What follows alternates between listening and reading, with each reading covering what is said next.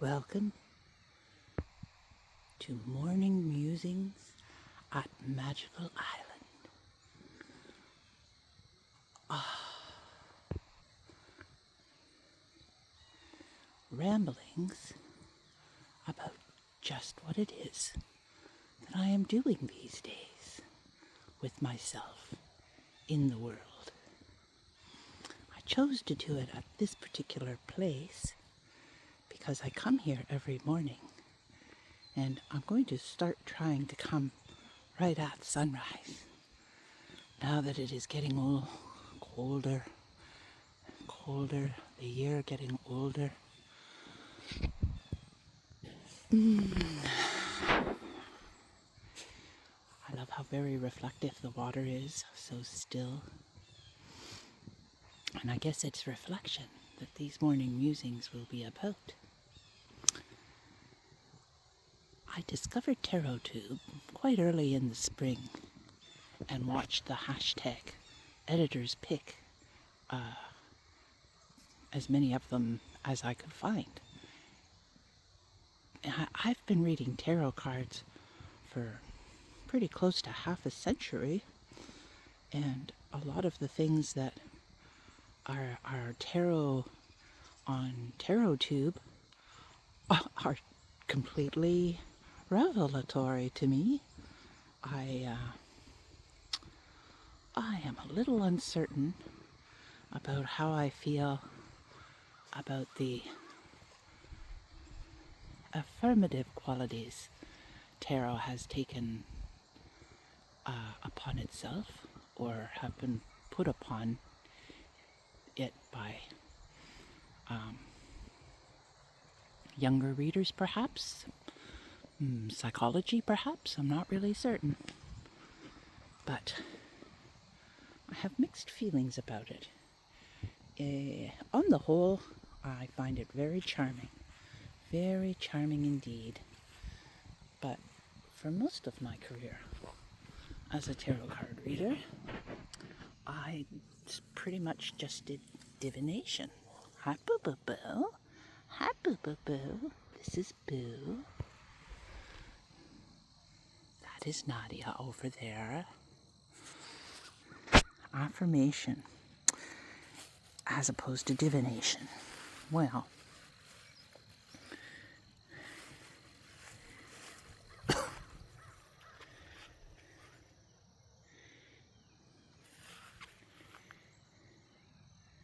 so, introduced to TarotTube early in the spring when the flowers were just starting. And now it is fall. And strangely, in Western cultures, certainly North American Western cultures, although the fall is the time when winter approaches, it is also very much a time of commencement, a rejoining of, or maybe I was going to say a rejoining of life to responsibility, in that people go back to school, you have to put on heavier clothing. For me, that's not true anymore. I'm an old lady. My time is very much my own, which I am so appreciative of, or should be more appreciative, perhaps. Let's see another view of the Magic Island. So, the editor's pick hashtag.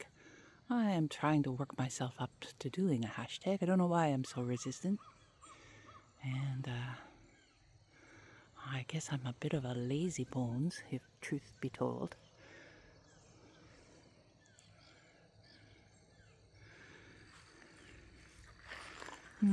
Perhaps I'm still just finding my feet in the new tarot world. I don't have a tarot deck collection the way many readers do these days. In fact, for most of my career, I just had one tarot deck, And that tarot deck was my constant companion. And I didn't feel a need for any others. But I have given up doll collecting, and collecting tarot decks seems to be a bit of a surrogate for that.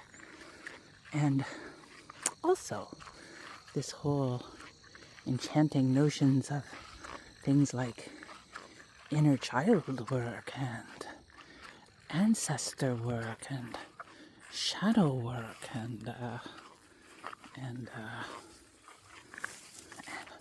deity work and having decks for each of these. Well, that's an enchanting idea, isn't it? Here we come upon a more intimate perspective of the tiny magical island. So, I come here because I don't know if I really need a deck for ancestor work, since I live in the house that my grandparents built. I live in the house that my grandparents built. So, I am sort of immersed in my ancestry in every way, all the time. But there have been very significant, we shall walk towards the real forest. Back that way. The real forest, the forest so beloved of my childhood, has been murdered by men with machinery.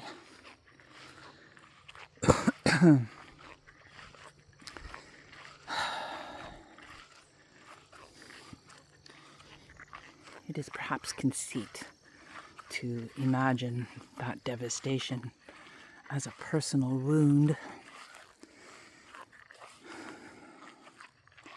And yet, that is how I experience it. The wonderful, wonderful forest that made me feel so safe as a much persecuted child has been laid bare and made vulnerable. And I felt invulnerable in the forest, invulnerable to people. It was still a dangerous place. As a child, I actually did believe that I could be devoured by wolves or bears at any moment. And when I was a child, that might have been true. But now, I'm afraid that very quickly, my beloved sacred forest is fast becoming a heavily treed suburb. Grotesque. Look at how beautiful. Look at how beautiful the real forest is. The real forest is impenetrable, and hence my feelings of safety in childhood, where I believed profoundly that I was much more akin to wild things than I was to human beings. Because, believe it or not, my childhood was predicated on the knowledge that I am a curse upon my mother, whose birthday it was yesterday. When my mother was a newlywed in Ireland, she declined to give a tinkerwoman some money, and that tinkerwoman cursed my mother. And I am that curse.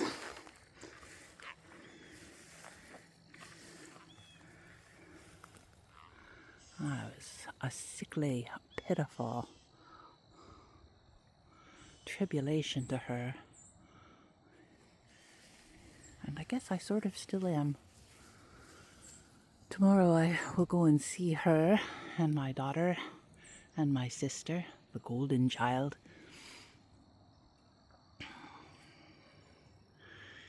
And I am sort of steeling myself for that. So I shall likely go home and even though nobody is coming to my house, I will put my house in order in preparation.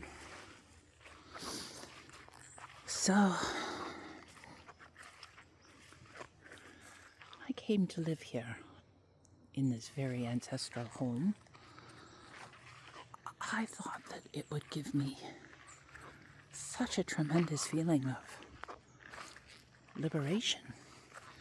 And in truth, it has. It really has. I have very little to do with people, which I enjoy. I have the company of Boo and Nadia and 3 cats named Aura, Mokan, and Blanc-Samedi. But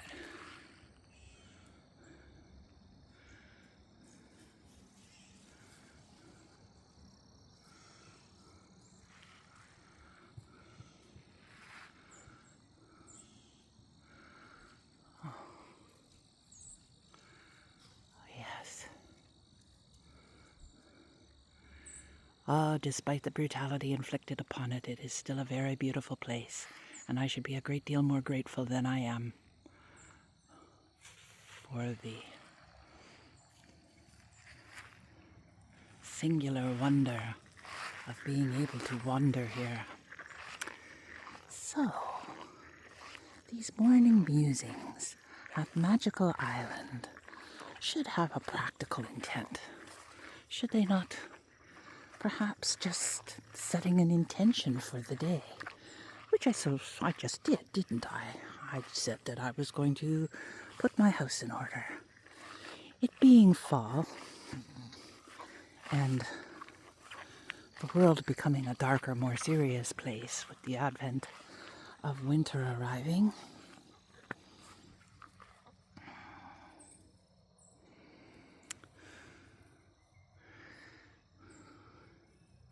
I've put off for over a year since I moved up here. My father died, and that is a sorrow I will never overcome. But he was a joyful person, and his legacy was that joy, to take pleasure in all things, especially the beautiful. So, I will certainly not dishonor his memory by becoming a bitter old woman, hateful towards my neighbors. That is currently the state of affairs, I'm afraid. I don't fight with them or anything like that. I keep a civil tongue in my head because I do like wandering around over here, and as long as I'm just a harmless eccentric, nobody objects. Or not too much anyway. I have gotten into trouble occasionally, but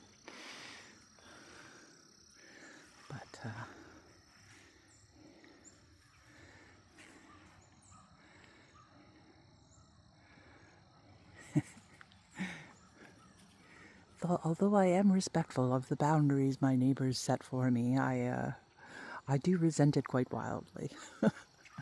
I'm pretty sure we got in trouble quite often as children as well for trespassing, but we didn't really pay much attention to that as children. So, I don't ever film in the forest, and that is the forest over there. That is the real forest.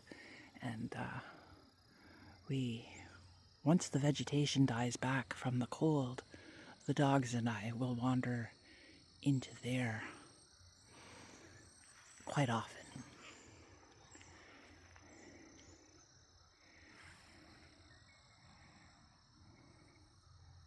And that is always profoundly comforting and sacred.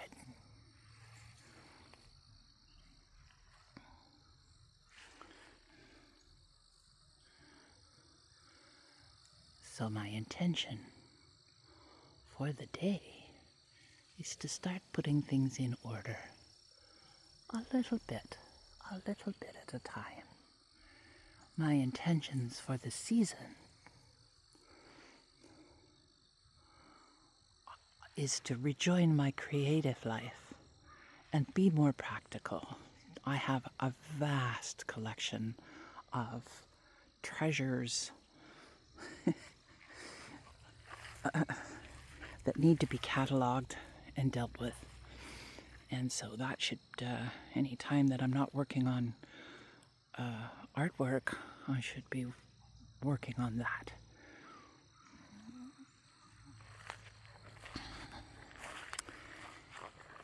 And do as much wandering as I possibly can, because that makes me very, very happy.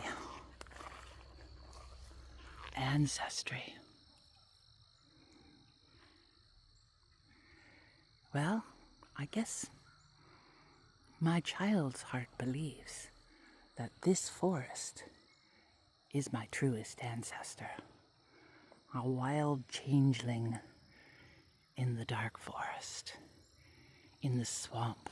This is a very swampy forest, and I love that because I love reflections. I love the light. I love the mysterious.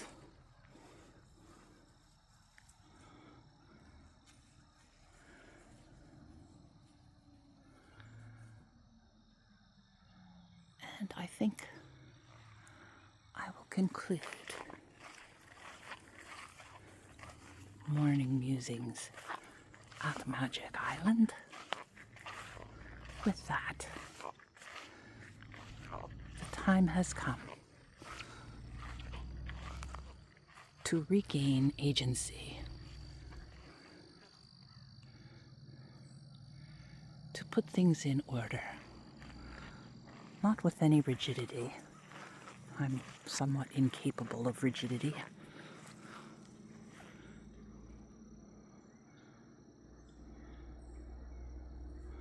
But with a degree of commitment, all the same.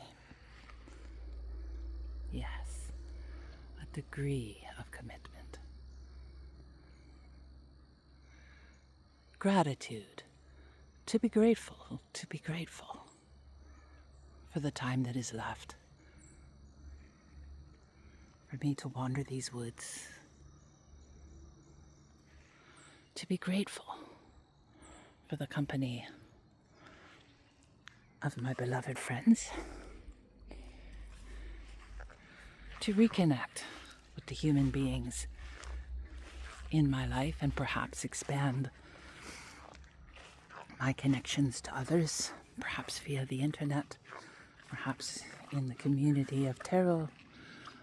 So tarot, perhaps I will go back to that momentarily.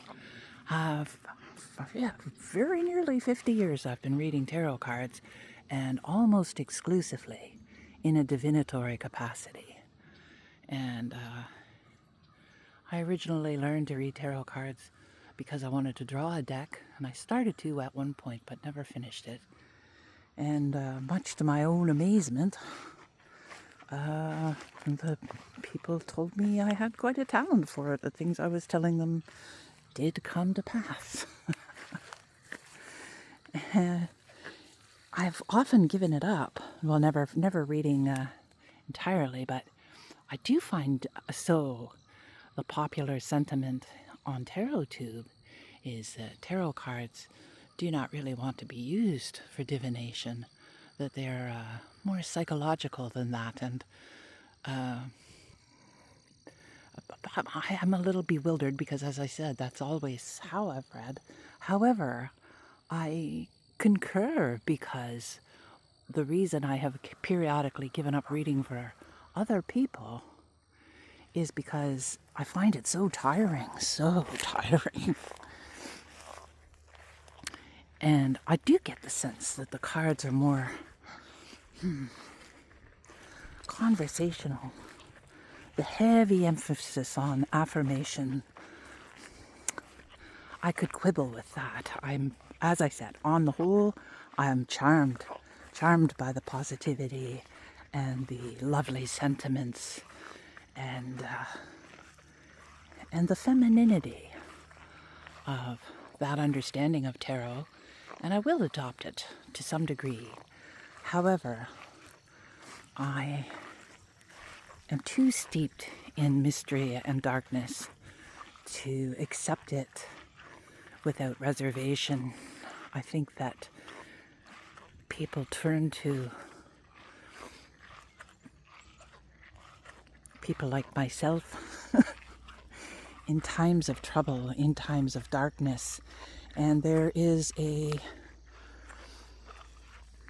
danger of trivializing the depths of people's experiences by trying to find the positive in everything. Maybe there's a time for that. I guess that's what you're always hoping to achieve, that eventually you will regain your balance and come to understandings of where you are in your experiences. So it isn't as if the positivity is a bad thing at all. Not at all. But I do feel that maybe it's just conceit, but I do feel there's a danger of it being too lightweight to be useful when it is too based on affirmation.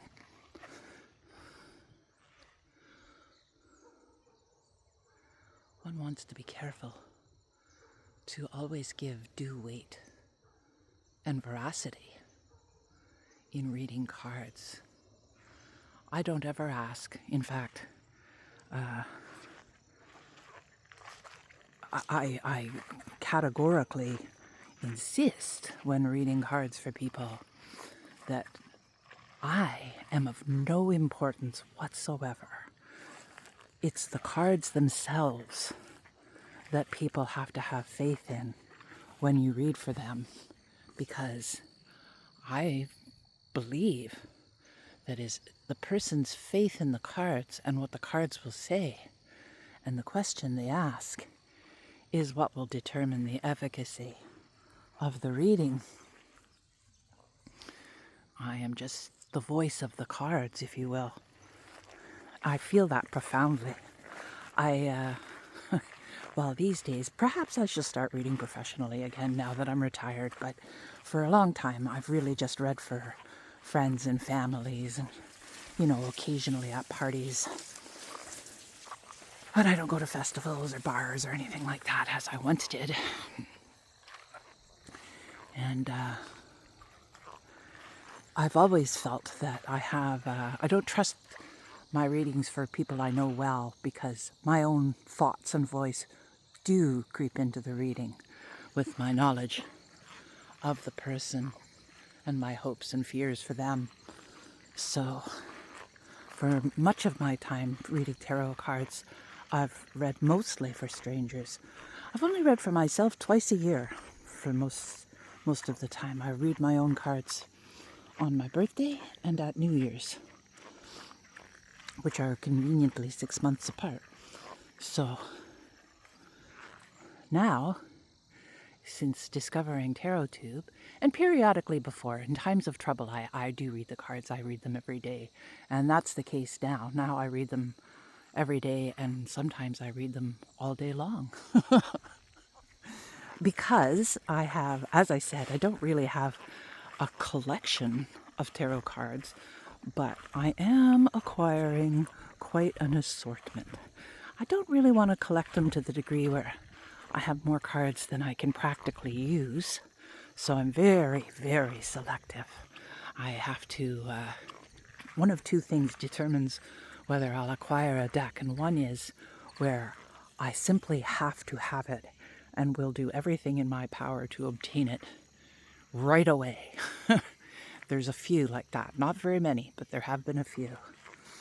And then the others, I have a very burdened Amazon list and also a list in my sketchbook of ones that aren't available on Amazon that I mull over and will acquire if and when the opportunity presents itself without going crazy. Since early spring, things have been pretty crazy in the acquisition of tarot decks, but that's okay because they all have served a purpose, and I am coming to know them all. And for some, I have been writing guidebooks, which I enjoy very much, where I find the guidebooks, maybe deficient isn't the right word, but yes, deficient is the right word, or perhaps not so much deficient as not entirely comprehensive enough to my own understanding of the images. The images are the be-all and end-all. I'm teaching my husband to read cards, or encouraging him to learn to read cards, and I keep telling him that the most important thing of all in reading cards is intuition. Without intuition, you can learn... Well, I think that even if you have no intuition, because I certainly never thought I did, but without it, well, I don't know. Maybe I'm wrong there. Maybe I am. I think that the cards themselves determine how well they will be read. And sometimes, even though I'm pretty knowledgeable about reading cards, I'll get a reading that makes no sense. And most often the reason is because I've distracted. My heart isn't in it for what reason. And the cards are sensitive to that. It's like, well, if I'm not taking the cards seriously enough, why should they take me seriously? So, faith in the cards, perhaps, rather than intuition, is the most important thing. I think faith in the cards automatically summons intuition if you're paying close enough attention.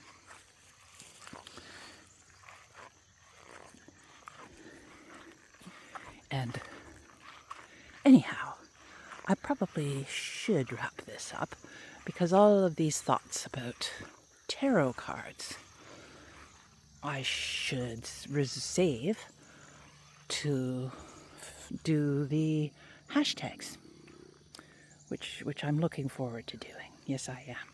To participating in a community meaningfully. My daughter worries that I'm too isolated, too distant from people. I'm really not very worried about that, but she might be right. And I did have a sense of community collecting dolls, other doll collectors and things. But there is a bit of a void now. Hi, Boo Boo Boo. Hi, Boo Boo Boo. Hello. Hello, hello. This is my beautiful little boy.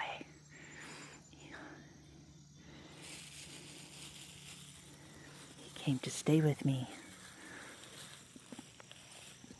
on the day that we held my father's celebration of life, his memorial service. And so I consider him to be an angelic presence in my life. Not that he is especially angelic in many ways, but there you have it. He's my spirit connection to my father. And yes, he's a very suitable representative of my father's wondrous joie de vivre, which I would be wise to remember to make a part of my life. That is my intention for today's musing at Magical Island, to put more joie de vivre into my daily life. Goodbye for now.